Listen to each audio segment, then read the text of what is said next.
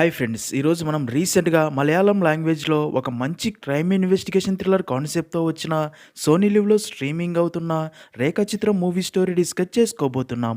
ఇలాగే మీకింకా ఏ మూవీ స్టోరీ అని ఎక్స్‌ప్లనేషన్ కావాలి అంటే ఆ మూవీ నేమ్ అనేది కామెంట్ బాక్స్‌లో కామెంట్ చేయండి. ఇంకా ఏమాత్రం ఆలస్యం చేయకుండా మూవీలోకి వెళ్ళిపోదాం.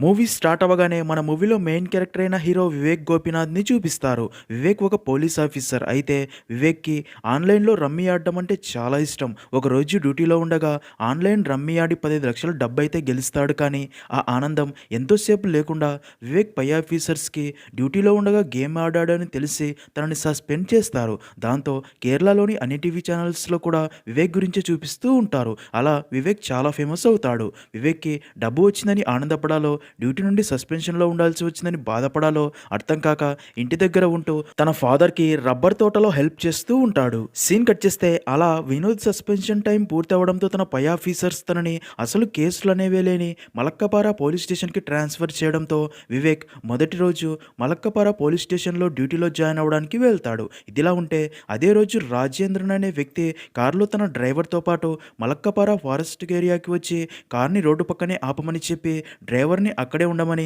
రాజేంద్రన్ అలా అడవిలోకి నడుచుకుంటూ వెళ్తాడు. తను అప్పటికే ఫుల్‌గా డ్రింక్ చేసి మత్తులో ఉంటాడు. ఇంకా అలా అడవిలోకి ఒక ప్లేస్‌కి చేరుకొని అక్కడే ఒక చెట్టు కింద కూర్చొని తన ఎదురుగా ఫోన్‌లో ఫేస్‌బుక్ లైవ్ ఆన్ చేసి నా గురించి అందరికీ తెలియాల్సిన ఒక నిజం ఉంది అని, అది ఇప్పుడు మీ అందరికీ చెప్పబోతున్నాను. డబ్బు వెనకాల పరిగెత్తి డబ్బే జీవితం అనుకుని దానికోసం చాలా పెద్ద తప్పు చేశాను. అదేంటంటే 1985 సంవత్సరం ఇప్పటికి సరిగ్గా 40 సంవత్సరాల క్రిందట ఒక వర్షం కురుస్తున్న రాత్రి నేను, అలైస్ జ్యువెలరీ ఓనర్ విన్సెంట్ ఇంకా ఫ్రాన్సిస్ తడాతిల్ కలిసి ఎక్కడి నుండో వచ్చిందో కూడా తెలియని 18 సంవత్సరాల అమ్మాయిని ఒక చాపలో చుట్టుకొని ఇక్కడికి తీసుకొని వచ్చి ఇప్పుడు నేను కూర్చున్న ప్లేస్లోనే గుంత తవ్వి ఆ అమ్మాయి ఇంకా చివరి శ్వాస తీసుకుంటూ ఉండగా తనపై మట్టి కప్పి పూడ్చిపెట్టి వెళ్ళిపోయాం. ఎవరో ఒకరు దీన్ని కనుక్కుంటారు అనుకున్నా కానీ ఎవ్వరూ కనుక్కోలేదు. కానీ ఇప్పుడు తప్పకుండా వస్తారు అని తన దగ్గర ఉన్న గన్తో షూట్ చేసుకుని చనిపోతాడు. ఆ గన్ సౌండ్స్ విన్న డ్రైవర్ అక్కడికి వెళ్ళి చూసి షాక్ అయ్యి వెంటనే పోలీసులకి ఇన్ఫర్మేషన్ ఇవ్వడంతో పోలీస్ టీమ్ అండ్ మీడియా వెంటనే ఆ క్రైమ్ స్పాట్కి చేరుకుంటారు. ఇంకా రాజేంద్రన్ మాట్లాడిన ఆ వీడియో ఫుల్గా వైరల్ అవుతుంది. ఇంకా Rajendran alias jewellery owner Vincent పేరు కూడా చెప్పి ఉండడంతో అందరూ విన్సెంట్ గురించే మాట్లాడుకుంటూ ఉంటారు. కానీ విన్సెంట్ దాన్ని సీరియస్గా తీసుకోడు. నెక్స్ట్ సీన్లో వివేక్ తన టీంతో ఆ ప్లేస్ అంతా చెక్ చేసి రాజేంద్రన్ బాడీని పోస్ట్ మార్టం కోసం పంపి అసలు తను చెప్పింది నిజమా కాదా అని తను చెప్పిన ఆ ప్లేస్లో డెడ్ బాడీ కోసం తవ్వడం స్టార్ట్ చేస్తారు. అలా 4 అడుగుల లోతు తవ్వినా సరే ఎలాంటి స్కెలటన్ ఆనవాళ్ళు కనిపించవు. దాంతో అందరూ రాజేంద్రన్ తాగిన మత్తులో అబద్ధం చెప్పి ఉంటాడు అనుకుంటారు. అప్పుడే జోరుగా వర్షం కూడా స్టార్ట్ అవుతుంది. అప్పుడే వివేక్కి అక్కడ స్కెలటన్ ఆనవాళ్ళు కనిపించడంతో వర్షంలో తనే తవ్వడం స్టార్ట్ చేస్తారు. దాంతో అక్కడ స్కెలటన్ భాగాలతో పాటు పట్టీలు కూడా దొరుకుతాయి. అయితే పోలీసులకి ఈ కేసు చాలా కాంప్లికేటెడ్ అవుతుంది. ఎందుకంటే 40 సంవత్సరాల క్రితం చనిపోయిన ఈ స్కెలటన్ ఎవరిదో ఇప్పుడు కనుక్కోవాలి. ఫోరెన్సిక్ ఆఫీసర్ ఆ స్కెలటన్ని పరిశీలించి ఇది ఒక అమ్మాయి స్కెలటన్ అని, తన వయసు అండ్ డీటెయిల్స్ కనుక్కోవడానికి ఇంకా 2-3 రోజులు టైం పడుతుంది అని చెప్తాడు. సీన్ కట్ చేస్తే అలా కేసు ఇన్వెస్టిగేషన్ స్టార్ట్ చేసిన వివేక్ పై ఆఫీసర్ వివేక్ని కూడా తన ఇన్వెస్టిగేషన్ టీంలో జాయిన్ చేసుకుని తనే టీంని లీడ్ చేయమని చెప్పి ముందుగా రాజేంద్రన్, విన్సెంట్ అండ్ ఫ్రాన్సిస్ల గురించి తెలుసుకోమని, పాస్ట్లో వారు ఎలాంటి వారు డీటెయిల్స్ సేకరించమని చెప్తాడు. అలా వివేక్ రాజేంద్రన్ ఫ్యామిలీని కలిసి తన గురించి డీటెయిల్స్ సేకరిస్తాడు. తర్వాత ఫ్రాన్సిస్ తడాతిల్ ఎవరో అర్థం కాక ఆ పేరుతో ఉన్న అప్పటి ఏజ్ వారందరి అడ్రస్లు కనుక్కొని డీటెయిల్స్ తెలుసుకుంటూ ఉంటాడు. ఇదే ప్రాసెస్లోనే వివేక్కి 40 సంవత్సరాల క్రితం అంటే 1980s టైంలో కనబడకుండా పోయిన అమ్మాయిల లిస్టు సేకరించి వారి ఇంటి అడ్రస్లు కనుక్కొని వెళ్ళి వారికి స్కెల్టన్తో పాటు దొరికిన ఆ అమ్మాయి పట్టీలు చూపిస్తూ అది వారి అమ్మాయిదేనే అని చూపిస్తూ ఉంటాడు. కానీ అందరూ తమ అమ్మాయిది కాదు అంటారు. అయితే చివరికి పాల్ అనే ఒక ముసలాయన ఆ పట్టీల్ని చూసి అది తన కూతురిది అని చెప్పి ఏడుస్తాడు. దాంతో వివేక్ పాల్ డిఎన్ఏ తీసుకుని అది దొరికిన స్కెల్టన్తో మ్యాచ్ అవుతుందేమో అని ల్యాబ్కి టెస్ట్కి పంపుతాడు. తర్వాత వివేక్ తన పై ఆఫీసర్ని కలిసి ఆ అమ్మాయిని ఒక అతను గుర్తుపట్టాడు, అందుకే అతని డిఎన్ఏ శాంపుల్ తీసుకుని టెస్ట్కి పంపాం. ఇంకా రాజేంద్రన్ విషయానికి వస్తే తను ఉన్నట్టుండి బాగా డబ్బు సంపాదించాడు అని, ఆ అమ్మాయిని పూడ్చిపెట్టిన సమయంలో చాలా ప్లేసులకి ట్రావెల్ చేసి రకరకాల పనులు చేసేవాడు అని, ఇంకా ఫ్రాన్సిస్ అనే పేరు ఉన్న వాళ్ళని కలిసి డీటెయిల్స్ తీసుకుంటున్నా అంటాడు. అదంతా విన్న తన పై ఆఫీసర్ ఇంకా విన్సెంట్ గురించి కూడా తెలుసుకో అని చెప్పడంతో వివేక్ విన్సెంట్ గురించి తెలుసుకోవడానికి తన సొంత ఊరికి వెళ్ళి తన రిలేటివ్ మహిళని కలిసి విన్సెంట్ గురించి తెలుసుకోగా విన్సెంట్ వాళ్ళది చాలా పేద కుటుంబం అని, విన్సెంట్‌కి చదువంటే చాలా ఇష్టం ఉండేది. అది గమనించిన చర్చి ఫాదర్ బిషపే తన మీద కేర్ తీసుకొని చదివించాడు. విన్సెంట్ అప్పుడు బిషప్‌తో పాటే ఉండేవాడు. తర్వాత బాగా చదువుకొని బొంబాయికి వెళ్ళి అక్కడే అలైస్ అనే అమ్మాయిని పెళ్లి చేసుకొని జ్యువెలరీ బిజినెస్ స్టార్ట్ చేసి బాగా డబ్బు సంపాదించాడు అని చెప్తుంది. అదంతా విన్న వివేక్ విన్సెంట్ మలక్కపార ఏరియాలో ఉన్నట్లు మీకేమైనా తెలుసా అని అడగ్గా దానికి ఆ మహిళ మీరు చెప్తున్న 1985 సమయంలో తను బిషప్‌తో పాటే ఉండేవాడు. అయితే తను అప్పుడు ఏదో పెద్ద కార్యం చేశాడు. అదే అతన్ని ఎదిగేలా చేసింది అని చెప్తుంది. నెక్స్ట్ సీన్‌లో వివేక్ విన్సెంట్‌ని పోలీస్ స్టేషన్‌కి పిలిపించి రాజేంద్రన్ వీడియోలో తన గురించి చెప్పిన దాని గురించి అడగ్గా దానికి విన్సెంట్ 1985 టైంలో నా గురువైన బిషప్‌తో పాటు తనని చూసుకుంటూ అదే ఏరియాలో ఉన్నమాట నిజం, కానీ తను చెప్పిన దానికి నాకు ఎలాంటి సంబంధం లేదు. మీరు ఇన్వెస్టిగేషన్ చేయండి, నేను మీకు అన్ని విధాలా సహకరిస్తాను అంటాడు. అయితే వివేక్‌కి మాత్రం విన్సెంట్ మీద కొంచెం డౌట్ వస్తుంది.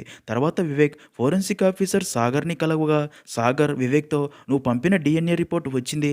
ఆ స్కెలటన్ DNAతో పాల్ DNA మ్యాచ్ కాలేదు అంటే ఆ స్కెలటన్ తన కూతురిది కాదు అంటాడు. ఒకవేళ పాల్ కూతురు కూడా సేమ్ అలాంటి పట్టీలే వాడి ఉండవచ్చు అనగా అది విన్న వివేక్ అదే విషయం పాల్‌కి చెప్పాలి అని తన ఇంటికి వెళ్ళగా అప్పటికే పాల్ చనిపోయి ఉంటాడు. సీన్ కట్ చేస్తే అదే రోజు రాత్రి వివేక్ ఆ మిస్సింగ్ అమ్మాయిల ఫొటోస్ చూస్తూ ఆ దొరికిన స్కెలటన్ వీళ్ళెవరిది కాదు అంటే మిస్సింగ్ అమ్మాయిలు కాకుండా ఆ టైంలో ఇంట్లో నుండి పారిపోయిన అమ్మాయిలు కూడా అయి ఉండే ఛాన్స్ ఉంది అని, అలా 1983 టు 85 మధ్య పోలీస్ స్టేషన్లో రిజిస్టర్ అయిన అలాంటి కేసుల గురించి తెలుసుకోగా అప్పుడే వివేక్కి అక్కడికి దగ్గరలోని పోలీస్ స్టేషన్లోనే చంద్రన్ అనే వ్యక్తి తన దగ్గర దొంగతనం చేసి ఒక అమ్మాయి పారిపోయిందని కేసు ఫైల్ చేసి ఉండడం చూసి ఆ అమ్మాయి ఎవరో తెలుసుకోవాలని ఆ చంద్రన్ని కలిస్తే ఆ అమ్మాయి ఎవరో తెలుస్తుంది అని, అలా చంద్రన్ అడ్రస్ కనుక్కొని వెళ్ళి వివేక్ చంద్రన్ని ఆ అమ్మాయి గురించి అడగ్గా దానికి చంద్రన్ నేను ఫిలిం యూనియన్లో సినిమా షూటింగ్లకి జూనియర్ ఆర్టిస్టులని సప్లై చేసేవాడిని. అయితే ఈ అమ్మాయికి మమ్ముట్టి అంటే చాలా ఇష్టమని ఒకసారి మమ్ముట్టి మూవీ ఒకటి ఈ మలక్కపారాలో షూటింగ్ జరుగుతూ ఉండగా ఒక సాంగ్ షూటింగ్కి మమ్ముట్టి పక్కన అమ్మాయిలు కావాలి అనడంతో లేడీ జూనియర్ ఆర్టిస్టుల గ్రూప్ని అక్కడికి తీసుకువెళ్ళాను. ఆ లేడీ గ్రూప్లో ఈ అమ్మాయి కూడా ఉంది. మమ్ముట్టి పక్కన క్లోజ్ షాట్ అనడంతో ఆ అమ్మాయి చాలా హ్యాపీగా ఫీల్ అయింది.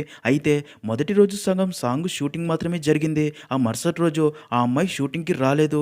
తన గురించి తెలుసుకోగా తన గురించి ఏ విషయం కూడా తెలియలేదు. తన వల్ల మరుసటి రోజు షూటింగ్ కూడా క్యాన్సిల్ అయింది. తన పేరు నాకు బాగా గుర్తు ఉంది, రేఖ అని చెప్తాడు. అదంతా విన్న వివేక్ ఆ అమ్మాయి డీటెయిల్స్ అడ్రస్ తెలుసా అని అడగ్గా దానికి చంద్రన్ తెలీదు, కానీ తన ఫేస్ మాత్రం నాకు బాగా గుర్తు ఉంది.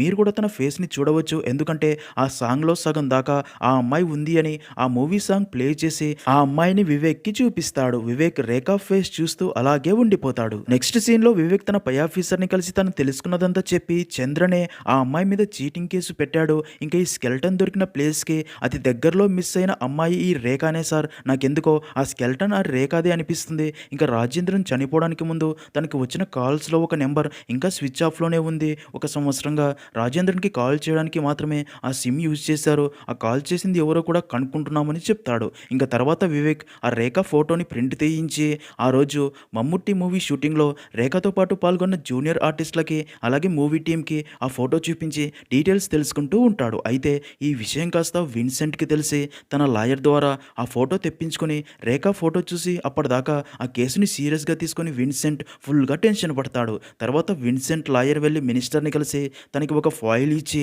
ఇవి మాట తప్పిన ఒప్పందాలు, ముఖ్యమంత్రితో సహా మిగతా వారితో సంబంధాలు ఉన్న కంపెనీలు వాళ్ళందరి ఇల్లీగల్ డీటెయిల్స్ అన్నీ ఇందులో ఉన్నాయి, ఇవి బయటికి రాకూడదు అంటే ఆ 1985 సంవత్సరానికి సంబంధించిన దొరికిన స్కెలటన్ కేసు ఇన్వెస్టిగేషన్ ఇక్కడితో స్టాప్ చేయించండి అని చెప్పి వెళ్ళిపోతాడు. ఇంకా అదే రోజు రాత్రి విన్సెంట్ మనుషులు రేఖా గురించి ఇన్ఫర్మేషన్ ఇచ్చిన చంద్రన్కి ఫుల్గా మందు తాపి డ్రైనేజీ వాటర్లో ముంచి చంపి డెడ్ బాడీని డ్రైనేజీలో పడేస్తారు. దాంతో పోలీసులు తాగిన మత్తులో డ్రైనేజీలో పడి చనిపోయారు అనుకుంటారు. ఇంకా మినిస్టర్ ఆదేశాలతో ఈ స్కెలటన్ కేసు నుండి వివేకండు తన టీంని పక్కకు తప్పించి వివేక్ని ట్రాఫిక్ పోలీస్గా పంపి ఈ కేసుని క్రైమ్ బ్రాంచ్కి అప్పగిస్తారు. అదంతా చూస్తున్న వివేక్ ఈ కేసు నుండి తనని కావాలని తప్పించారని ఫీల్ అవ్వగా ఫోరెన్సిక్ ఆఫీసర్ వివేక్తో వాళ్ళు నేను ఈ కేసు నుంచి మాత్రమే తప్పించారు, ఇంకా ఈ కేసులో తెలుసుకోవాల్సిన నిజాలు చాలా ఉన్నాయి కదా, అన్అఫీషియల్గా నువ్వే ఇన్వెస్టిగేషన్ స్టార్ట్ చేయని ధైర్యం చెప్తాడు. సీన్ కట్ చేస్తే రేఖ యాక్ట్ చేసిన మూవీకి అసిస్టెంట్ డైరెక్టర్గా పనిచేస్తున్న కమల్ వినోద్కి ఫోన్ చేసి అప్పట్లో పలసరి అనే రిపోర్టర్ ఉండేవాడు, ఆ మూవీ షూటింగ్ అప్పుడు అక్కడికి వచ్చి ఇంటర్వ్యూస్ అండ్ ఫొటోస్ కూడా తీసుకున్నాడు. ఒకసారి తనని కలిస్తే రేఖ గురించి ఏదైనా ఇన్ఫర్మేషన్ తెలిసే ఛాన్స్ ఉంది అని చెప్పడంతో అది విన్న వివేక్ వెళ్ళి పలసరిని కలిసి మాట్లాడతాడు. అప్పుడే పలసరి ఆ మూవీ సెట్స్లో తీసిన ఒక ఫోటో మ్యాగజైన్లో వచ్చి ఉంటుంది. ఆ ఫోటో తనకి చూపిస్తాడు. ఆ ఫోటోలోనే మమ్ముట్టి పక్కనే రేఖ కూడా ఉంటుంది. అయితే అదే ఫోటోలో నన్ డ్రెస్‌లో మరొక మహిళ కూడా ఉండడం గమనించి తన డీటెయిల్స్ తెలుసుకోగా అసలు తను ఆ మూవీలో నటించలేదు అని, తను నిజంగా నన్ అని తెలిసి చాలా కష్టపడి ఆ నన్ అడ్రస్ కనుక్కొని తను ఉన్న చర్చికి వెళ్లి తనని కలిసి తనకి ఆ ఫోటో చూపించి రేఖ గురించి అడగ్గా ఆ ఫోటో చూసిన ఆ నన్ జరిగింది గుర్తు చేసుకుంటుంది. తన పేరు స్టెఫీ అని జరిగింది చెప్తుంది. ఆ రోజు మమ్ముట్టి మూవీ షూటింగ్ అక్కడి చర్చికి దగ్గరలో జరుగుతూ ఉంటుంది. అక్కడికి మమ్ముట్టి కూడా వస్తున్నాడని తెలిసి స్టెఫీ కూడా తనని దగ్గర నుండి ఒక్కసారైనా చూడాలి అనుకుంటూ ఉంటుంది. ఇంకా అదే మూవీలోని ఒక సాంగ్‌లో జూనియర్ ఆర్టిస్ట్‌గా యాక్ట్ చేయడానికి రేఖ కూడా అక్కడికి వచ్చి నన్ డ్రెస్‌లో రెడీ అయ్యి వెయిట్ చేస్తూ ఉంటుంది. ఇంకా మమ్ముట్టి మూవీ షూటింగ్ దగ్గరికి రావడంతో ఈ విషయం తెలిసిన స్టెఫీ కూడా అక్కడికి వస్తుంది. అప్పుడే రేఖ అండ్ స్టెఫీకి పరిచయం అయ్యి ఇద్దరూ క్లోజ్ అవుతారు. అప్పుడే ఇద్దరికి మమ్ముట్టి అంటే చాలా ఇష్టమని తెలుస్తుంది. అయితే అప్పుడే రేఖ స్టెఫీతో ఒక్కసారైనా మమ్ముట్టి దగ్గరికి వెళ్ళాలి అని ఉంది అని చెప్తుంది. అదే టైంకి అక్కడికి రిపోర్టర్ పలసరి వచ్చి మమ్ముట్టి ఇంటర్వ్యూ తీసుకుంటూ ఉండగా స్టెఫీ రేఖని తీసుకుని ఆ పక్కనే వెళ్ళి నిలబడగా ఇంటర్వ్యూ అయిపోయాక మమ్ముట్టి వెళ్ళేటప్పుడు స్టెఫీ అండ్ రేఖల పక్కగా వెళ్తాడు. అప్పుడే పలసరి ఆ ఫోటో తీసి ఉంటాడు. ఇంకా అదే రోజు రాత్రి రేఖ స్టేజ్ మీద మమ్ముట్టితో పాటు సాంగ్ షూటింగ్లో పాల్గొంటుంది. మమ్ముట్టిని దగ్గరగా చూసి రేఖ చాలా హ్యాపీగా ఫీల్ అవుతుంది. అలా సాంగ్ షూట్ సగం అయ్యాక సడన్గా వర్షం పడడం స్టార్ట్ అవుతుంది. దాంతో డైరెక్టర్ షూటింగ్ని స్టాప్ చేసి మిగిలిన సాంగ్ రేపు తీద్దామని చెప్తాడు. ఇంకా స్టెఫీ రేఖ దగ్గరికి వచ్చి ఈ వర్షంలో ఇక్కడి వారితో కలిసి ఇబ్బంది పడుతూ ఎందుకు పడుకుంటావు, పక్కనే మా కాన్వెంట్ ఉంది, పద ఈరోజు రాత్రికి అక్కడే పడుకోవచ్చు అని. ఈరోజు మా సీనియర్ నన్ను కూడా లేదు, ఈరోజు నేనే సీనియర్ని అని చెప్పి రేఖని ఒప్పించి కాన్వెంట్కి తీసుకెళ్లి అక్కడి వారికి పరిచయం చేసి అందరూ డిన్నర్ చేస్తారు. అందరికీ చికెన్ వడ్డించగా రేఖ మాత్రం తను చికెన్ తినను అని చెప్తుంది. అప్పుడే రేఖ వారితో రేపు నాకు ఒక డైలాగ్ కూడా ఉంది అని డైరెక్టర్ గారు చెప్పారు, ఆ డైలాగ్ మమ్ముట్టి గారితోనే అనుకుంటున్నాను అని చాలా హ్యాపీగా ఫీల్ అవుతుంది. ఇంకా అలా రేఖ అండ్ స్టెఫీ కాసేపు మాట్లాడుకున్న తర్వాత స్టెఫీ రేఖకి ఒక రూమ్ చూపించి ఆ రూమ్లోనే పడుకోమని చెప్పి వెళ్ళిపోతుంది. సీన్ కట్ చేస్తే ఇక్కడే అదిరిపోయే ట్విస్ట్ ఏంటంటే మరుసటి రోజు ఉదయం అక్కడి పని మనిషి పుష్పం బీరువా పగలగొట్టి చర్చి హాస్పిటల్ కట్టడానికి వచ్చిన విరాళం డబ్బు దొంగలించబడి ఉండడం చూసి అదే విషయం అక్కడి వారికి చెప్తుంది. ఇంకా రాత్రి రూమ్లో పడుకున్న రేఖ కూడా ఉండదు.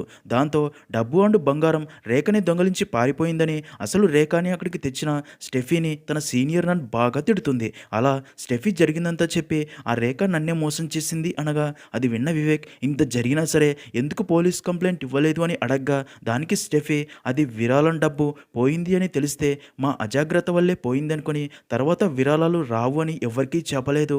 ఇంకా ఆ నింద మాత్రం నాపై పడింది. తర్వాత ఎస్ఐ అనఫీషియల్గా రేఖ కోసం వెతికినా సరే తన గురించి ఎలాంటి ఇన్ఫర్మేషన్ తెలియలేదు అని చెప్తుంది. అదంతా విన్న వివేక్ అప్పుడు ఆ కాన్వెంట్లో పనిచేసిన వారి డీటెయిల్స్ తీసుకొని అక్కడి నుంచి వెళ్ళిపోతాడు. మరో పక్క వివేక్ స్టెఫీని కలిసిన విషయం కూడా విన్సెంట్కి తెలుస్తుంది. నెక్స్ట్ సీన్లో వివేక్ తను పెళ్లి చేసుకోబోయే రిపోర్టర్గా పనిచేసే ప్రియాతో రేఖ ఒక నటి అయ్యుండొచ్చు లేదా దొంగ అయ్యుండొచ్చు, తను ఎవరైనా సరే రేఖ ఎవరు అనేది నేను తెలుసుకోవాలి, దానికి నీ హెల్ప్ కూడా కావాలి, ఇప్పటిదాకా నేను రేఖ గురించి తెలుసుకున్నదంతా ఆర్టికల్ రాసి పేపర్లో పబ్లిష్ అయ్యేలా చెయ్యి అని చెప్తాడు. ఇంకా అప్పుడే వివేక్కి తన టీం వ్యక్తి ఫోన్ చేసి రాజేంద్రన్కి ఆ రోజు ఫోన్ చేసిన వ్యక్తి పేరు సజీవన్, తను లింజితారాలో ఉంటాడు అని అడ్రస్ చెప్తాడు. అయితే అది విన్న వివేక్కి తెలిసే మరొక విషయం ఏంటంటే స్టెఫీ ఇచ్చిన కాన్వెంట్లో పనిచేసే వారి లిస్ట్లో వాచ్మెన్ బేబీ ఊరు కూడా అదే అని. దాంతో వివేక్ వెంటనే లింజితారాకి వెళ్ళి చాలా కష్టపడి సజీవన్ని పట్టుకోగా తనతో పాటు తన ఫ్రెండ్ బీను కూడా ఉంటాడు. వివేక్ వారిని పోలీస్ స్టైల్లో మీరు రాజేంద్రన్కి ఎందుకు అన్నిసార్లు ఫోన్ చేశారు నిజం చెప్పండి అని అడగ్గా బీను జరిగింది చెప్పడం స్టార్ట్ చేస్తాడు. 1985 సంవత్సరంలో ఒక రోజు బీను అండ్ సజీవన్ స్కూల్ నుండి వచ్చేటప్పుడు బీను సజీవంతో నేను రాత్రి వర్షంలో మా నాన్న మరో ముగ్గురు కలిసి మమ్ముట్టి సినిమా కోసం ఒక శవాన్ని మోసుకుని వెళ్ళే సీన్ తీశారు అని చెప్తాడు. దాని గురించి తన ఫాదర్ని అడిగితే అదంతా సినిమా షూటింగ్ అని చెప్పాడు. మా నాన్న మమ్ముట్టి సినిమాలో కనబడబోతున్నాడు అని హ్యాపీగా ఫీల్ అవుతాడు. ఇంకా ఆ షూటింగ్ తీసిన మూవీ రిలీజ్ అవుతుంది. బీను అండ్ సజీవన్ ఆ మూవీ చూస్తారు కానీ ఆ సీన్ ఆ మూవీలో ఉండదు. దాంతో ఇద్దరికి ఏమీ అర్థం కాదు. దాని గురించి ఆలోచిస్తూ ఉంటారు. ఇంకా ప్రజెంట్లో కొన్ని రోజుల ముందే బీను ఫాదర్ హెల్త్ బాగోక చనిపోయే స్థితిలో ఉండగా బీను అండ్ సజీవన్ తనని కొన్ని సంవత్సరాల క్రితం మమ్ముట్టి మూవీ షూటింగ్లో యాక్ట్ చేశాము అని, నువ్వు మరొక ముగ్గురు కలిసి ఒక శవాన్ని మోసుకుని వెళ్ళారు కదా, ఆ రోజు ఏం జరిగిందని అడగ్గా దానికి తను ఆ రోజు మేము ఒక అమ్మాయి శవాన్ని ఫారెస్ట్లోకి తీసుకెళ్లి పూడ్చిపెట్టాము, దానికి బదులుగా తనకి డబ్బు కూడా ఇచ్చారు అని ఫ్రాన్సిస్ అండ్ రాజేంద్రన్ పేర్లు చెప్పాడు. ఈ ఫ్రాన్సిస్ ఎవరో మాకు తెలియదు కానీ రాజేంద్రన్ ఒకప్పుడు వర్క్ చేయడానికి మా ఇంటికి కూడా వచ్చేవాడు.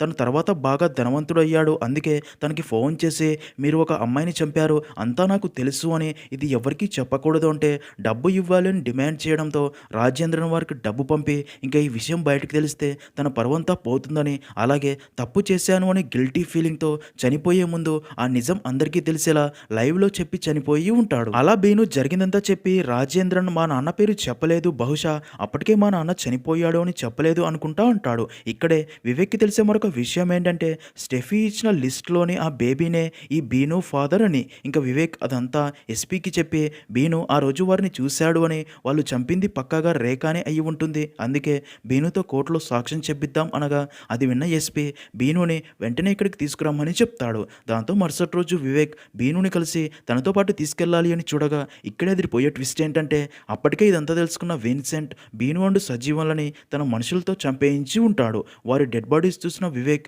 కేసు మళ్ళీ మొదటికి వచ్చిందని ఫీల్ అవుతాడు. సీన్ కట్ చేస్తే అదే రోజు రాత్రి వివేక్ ఈ కేసులో ముందుకు ఎలా వెళ్లాలో తెలియక 1985 సంవత్సరం మూవీ షూటింగ్ స్పాట్లో తీసిన ఫొటోస్ అన్ని చూస్తూ ఉండగా ఒక ఫోటోలో ఒక వ్యక్తికి ఒక కన్ను ప్రాబ్లం ఉండడం చూసి తను ఫ్రాన్సిస్ పేరుతో ఉన్న వారి అడ్రస్లకి వెళ్ళినప్పుడు ఒక అడ్రస్లో సేమ్ ఇలాంటి ప్రాబ్లం గల అదే ఫ్రాన్సిస్ కొడుకుని చూసి ఉంటాడు. దాంతో తన తండ్రి రాజేంద్రన్ చెప్పిన ఇదే ఫ్రాన్సిస్ అయి ఉండవచ్చు అని వెంటనే మళ్ళీ ఆ అడ్రస్కి వెళ్ళి ఈసారి ఫ్రాన్సిస్ని కలిసి తనకి ఆ షూటింగ్ ఫోటో చూపించి ఇది నువ్వే కదా రేఖ, గుర్తుందా మీకు, ఒక రాత్రి చర్చి గోడల మధ్య జరిగిన ఇంకొక కథ ఒక కాన్వెంట్లో జరుగుతుంది ఈ కథ, అదే కాన్వెంట్కి వచ్చిన రేఖ, తర్వాత అక్కడి డబ్బు బంగారం కనిపించకుండా పోయిన కథ, మీరు పూడ్చిన రేఖ అనే అమ్మాయి ఇంకా మిమ్మల్ని వెంటాడుతుంది, ఈ కేసులో లింక్ ఉన్న అందరూ ఒక్కొక్కరుగా చనిపోతున్నారు, ఆ రేఖని నన్ను ఇక్కడ దాకా తీసుకుని వచ్చింది, కనీసం ఇప్పటికైనా నిజమేంటో చెప్పండి అని అడగ్గా అది విన్న ఫ్రాన్సిస్ బాగా ఆలోచించి జరిగింది చెప్తాడు. ఇక్కడే స్టోరీ ఫ్లాష్ బ్యాక్లోకి వెళ్తుంది. విన్సెంట్ అసలు పేరు వాకొచ్చన్. బిషప్ తనకి చదువు చెప్పించి పెద్దవాడిని చేస్తాడు. ఇంకా బిషప్ తన శేష జీవితం గడపడానికి మలక్కపార కాన్వెంట్కి రాగా బిషప్ని దగ్గరుండి చూసుకోవడానికే తనతో పాటు విన్సెంట్ కూడా ఇక్కడికి వస్తాడు. ఇంకా అదే కాన్వెంట్లో పుష్పం అనే అమ్మాయి పనిచేస్తూ ఉంటుంది. ఇక్కడే విన్సెంట్ అండ్ పుష్పంకి పరిచయం అవుతుంది. ఒకరికొకరు నచ్చి ఇష్టపడతారు. అయితే విన్సెంట్కి తను ఇంకా లైఫ్లో సెటిల్ అవ్వాలి అంటే డబ్బు కావాలి అని, డబ్బు ఉంటే బిజినెస్ స్టార్ట్ చేయవచ్చని ఆలోచిస్తూ ఉంటాడు. ఇంకా ఆ కాన్వెంట్కి వచ్చే విరాళాలు బిషప్ విన్సెంట్కి ఇచ్చి బీరువాలో దాయమనగా విన్సెంట్ ఆ డబ్బులో నుండి కొంత డబ్బు దొంగలిస్తూ ఉంటాడు. ఒకరోజు అది కాస్త పుష్పం చూసేస్తుంది. విన్సెంట్ తనకి కూడా అందులో కొంత డబ్బు ఇచ్చి తన జీవితంలో సెటిల్ అవ్వడానికి అధిక మొత్తంలో డబ్బు కావాలి అని చెప్తాడు. ఇంకా అప్పటికే విన్సెంట్ అండ్ పుష్పం ఇద్దరు ఇంటిమేట్ కూడా అవుతూ ఉంటారు. ఇంకా కాన్వెంట్ ఆఫీస్ రూమ్ బీరువాలో అధిక మొత్తంలో విరాళాల రూపంలో వచ్చిన డబ్బు బంగారం చూసిన పుష్పం ఆ డబ్బు బంగారం దొంగలించాలి అని విన్సెంట్తో కలిసి అదే విషయం చెప్పి ఆ డబ్బు బంగారం దొంగలిస్తే మన జీవితాలు సెటిల్ అవుతాయి అనుకుంటారు. అందుకే పుష్పం చాలా కష్టపడి ఆ బీరువాకి డూప్లికేట్ కీ కూడా తయారు చేయిస్తుంది. కానీ దొంగతనం చేసి పారిపోతే పోలీసులు వెంట పడతారు అని సరైన సమయం కోసం ఎదురుచూస్తూ ఉండగా ఆ కాన్వెంట్ పక్కనే ఉన్న చర్చిలో ఆ రోజు మమ్ముట్టి మూవీ షూటింగ్ జరుగుతూ ఉంటుంది. అదే రోజు కాన్వెంట్లోని సీనియర్ సిస్టర్ పని మీద మరొక ఊరికి వెళ్తుంది. అంతేకాక స్టెఫీ కాన్వెంట్లోకి ఒక బయటి అమ్మాయిని తీసుకుని వస్తుంది అని తెలిసే డబ్బు బంగారం దొంగలించడానికి ఈ రాత్రే కరెక్ట్ అని, దొంగతనం చేసినా అది రేఖ మీదకి వెళ్తుంది అని ప్లాన్ కూడా రెడీ చేస్తారు. వారి ప్లాన్లో వాచ్మెన్ బేబీని కూడా యాడ్ చేసుకుంటారు. అలా రాత్రి పుష్పం అందరికీ డిన్నర్లోకి చేసిన చికెన్లో మత్తు టాబ్లెట్స్ కలుపుతుంది. అయితే రేఖ తను రాత్రి చికెన్ తినను అనడంతో పుష్ప తన ప్లాన్ చేంజ్ చేస్తుంది. మిగతా అందరూ చికెన్ తిని మత్తులో నిద్రపోతూ ఉండగా పుష్ప రేఖని చంపి డబ్బు బంగారం దొంగలించి రేఖ డెడ్ బాడీని మాయం చేస్తే ఆ దొంగతనం రేఖ మీదకి వెళ్తుంది అని, అలా పుష్ప అండ్ విన్సెంట్ ప్లాన్ ప్రకారం అంతా చేసి రేఖ డెడ్ బాడీని చాపలో చుడుతూ ఉండగా ఇక్కడే ట్విస్ట్, అక్కడ మమ్ముట్టి షూటింగ్ జరుగుతూ ఉండడంతో ఉదయం నుండి అక్కడే ఉన్న ఫ్రాన్సిస్ అండ్ రాజేంద్రన్కి పుష్పం అండ్ విన్సెంట్ బిహేవియర్ మీద డౌట్ వచ్చి వారు కాన్వెంట్లో ఏదో చేస్తున్నారని అలా కాన్వెంట్లోకి వచ్చి అక్కడ రేఖ డెడ్ బాడీని చూసి షాక్ అవుతారు. అయితే వారికి కూడా డబ్బులో షేర్ ఇస్తామని ఆశ చూపుతారు. కానీ రాజేంద్రన్ దానికి ఒప్పుకోడు. అయితే అందరూ కలిసి దీనికి ఒప్పుకోకపోతే ఈ అమ్మాయిని తనే చంపాడు అని తనని కూడా ఇరికిస్తామనడంతో రాజేంద్రన్కి మరో దారి లేక ఒప్పుకుంటాడు. అలా నలుగురు రేఖ డెడ్ బాడీని చాపలో చుట్టుకొని కారు దగ్గరికి తీసుకెళ్లగా బేబీ తన కొడుకు ఒక్కడే ఇంటి దగ్గర ఉన్నాడు అని పూడ్చడానికి వెళ్ళాడు. ఇంకా ముగ్గురు రేఖ డెడ్ బాడీని తీసుకెళ్లి పూడ్చబోగా అప్పుడే రేఖ కాళ్ళు కదలడం చూసిన రాజేంద్రన్ తను బ్రతికే ఉంది, కాపాడదామని ఎంత చెప్పినా సరే వారు వినరు. తర్వాత ఈ ముగ్గురు మాత్రమే డబ్బు పంచుకొని ఎవరి దారిలో వాళ్ళు వెళ్తారు. ఇక్కడే ట్విస్ట్ ఏంటంటే వాకొచ్చన్ విన్సెంట్గా, పుష్పం అలైజ్గా పేరు మార్చుకొని ముంబైకి షిఫ్ట్ అయ్యి పెళ్లి చేసుకొని ఆ డబ్బుతో బిజినెస్ చేస్తూ సెటిల్ అయి ఉంటారు అని. అలా అసలు నిజం తెలుసుకున్న వివేక్ వెళ్ళి ఎస్పీని కలిసి అంతా చెప్పి మిగిలిన విన్సెంట్ మీద యాక్షన్ తీసుకుందామనగా దానికి ఎస్పీ ఆ స్కెలటన్ రేఖాదే అనడానికి తన తన గురించి, తన ఫ్యామిలీ గురించి, అసలు తను ఎక్కడి నుంచి వచ్చిందని ఈ డీటెయిల్స్ అన్నీ తెలిస్తే అప్పుడు యాక్షన్ తీసుకోవచ్చు అనడంతో వివేక్ రేఖ గురించి ఆలోచిస్తూ కారులో వెళ్తూ ఉండగా విన్సెంట్ తన మనుషులతో యాక్సిడెంట్ చేయిస్తాడు. వివేక్ గాయాలతో బయటపడతాడు. ఇదిలా ఉంటే ప్రియా రేఖ గురించి పేపర్లో రాసిన ఆర్టికల్ గురించి జగదీష్ అనే మూవీ యాక్టర్ చూసి వచ్చి వివేక్ని కలిసి 1984 టైంలో నేను మమ్ముట్టి గారి సినిమాల్లో యాక్ట్ చేసేవాడిని. అప్పుడే నాకు రేఖ అనే పేరుతో లెటర్స్ వచ్చేవి. నా యాక్టింగ్ బాగుంది అని, అలాగే తనకి మమ్ముట్టి అంటే ఇష్టమని, తను హీరోయిన్ అవ్వాలి అనుకుంటుంది అని, తనకి మమ్ముట్టి ఆటోగ్రాఫ్ కావాలి అని లెటర్స్ రాసేది. నేను తనకి రిప్లై లెటర్స్ రాసేవాడిని. తన ఫేస్ అయితే నేను చూడలేదు, కానీ ఈ ఆర్టికల్ చదివాక తనే ఈ రేఖ అనిపించింది. తనకి రిప్లై లెటర్స్ రాశాక తన నుండి నాకు మళ్ళీ లెటర్స్ రాలేదు అని ఆ రేఖ ఫ్రమ్ అడ్రస్ వివేక్కి ఇవ్వగా ఆ లెటర్స్ కన్యాకుమారి నుండి వచ్చాయని వివేక్ ఆ అడ్రస్కి వెళ్తాడు. ఆ అడ్రస్లో రేఖ చెల్లి అయిన ఆశ ఉంటుంది. ఆశ రేఖ గురించి జరిగింది చెప్తుంది. రేఖకి చిన్నప్పటి నుండి మమ్ముట్టి అంటే చాలా ఇష్టమని, అలాగే తను సినిమాలో యాక్ట్ చేయాలి అని, మమ్ముట్టి మూవీలో తను నటించాలి అని ఆశపడుతూ మమ్ముట్టి సినిమాలో నటించే ఆర్టిస్టులందరికీ లెటర్స్ రాస్తూ తన గురించి చెప్తూ మమ్ముట్టిని ఒకసారి కల్పించమని, ఆటోగ్రాఫ్ ఇప్పించమని అడుగుతూ ఉంటుంది. అయితే అలా జగదీష్కి రాసిన లెటర్స్ నుండి జగదీష్ రేఖకి రిప్లై లెటర్స్ రాయగా ఆ లెటర్స్ కాస్త రేఖా ఫాదర్ చూసే మూవీస్ అంటే ఇష్టం లేని తను రేఖని కొట్టి ఇవన్నీ వదిలేసి చదువుకోమని చెప్తాడు. దాంతో అదే రోజు రాత్రి రేఖ ఇంటి నుండి వచ్చేసి ఇక్కడ సినిమాల్లో ట్రై చేస్తూ అలా మమ్ముట్టి సినిమాలో ఛాన్స్ వచ్చి ఉంటుంది. ఆ తర్వాత రేఖ గురించి ఎలాంటి ఆచూకీ తెలియలేదు అని చెప్పి ఏడుస్తుంది. అదంతా విన్న వివేక్ రేఖ పట్టీలు ఇచ్చి జరిగిందంతా చెప్పి అక్కడ నుండి తిరిగి వచ్చేస్తాడు. ఇంకా ఫ్రాన్సిస్ పోలీసులకి అసలు నిజం చెప్పి లొంగిపోగా విన్సెంట్ అండ్ అలైస్ల గురించి పేపర్లో వస్తుంది. అది చూసిన అలైస్ నిజం అందరికీ తెలిసిపోయింది, నేను పోలీస్ స్టేషన్కి వెళ్ళను, నన్ను పోలీసులు తీసుకెళ్తారు అని చెప్పి ఏడుస్తుంది. విన్సెంట్ తనతో నిన్ను పోలీసులని తీసుకెళ్ళనివ్వను అని తనని ఊపిరాడనివ్వకుండా చేసి చంపి తర్వాత తను మినిస్టర్కి ఇంకా గవర్నమెంట్లోని పొలిటీషియన్స్ అందరికీ ఇచ్చిన లంచాల గురించి డీటెయిల్స్ అన్ని పోలీసులకు ఇచ్చి తను కూడా పోలీసుల ముందు లొంగిపోతాడు. అలా వివేక్ చాలా కష్టపడి 40 సంవత్సరాల తర్వాత దొరికిన స్కెల్టన్ కేసు సాల్వ్ చేస్తాడు. సీన్ కట్ చేస్తే మూవీ ఎండింగ్లో రేఖ స్కెల్టన్కి మళ్ళీ అంత్యక్రియలు చేస్తూ ఉండగా అక్కడికి స్టెఫీ అండ్ ఆశా కూడా వస్తారు. అప్పుడే వివేక్ ఆశాకి ఒక లెటర్ ఇచ్చి రేఖకి ఇష్టమైన వాళ్ళు దీన్ని పంపారు అని చెప్పి వెళ్ళిపోగా ఆశ ఆ లెటర్ ఓపెన్ చేసి చూడగా అందులో మమ్ముట్టి ఫోటో వెనక ప్రియమైన రేఖకి ప్రేమతో మీ మమ్ముట్టి అన్నయ్య అని ఆటోగ్రాఫ్ ఉంటుంది. అలా అక్కడితో మూవీ అనేది ఎండ్ అవుతుంది.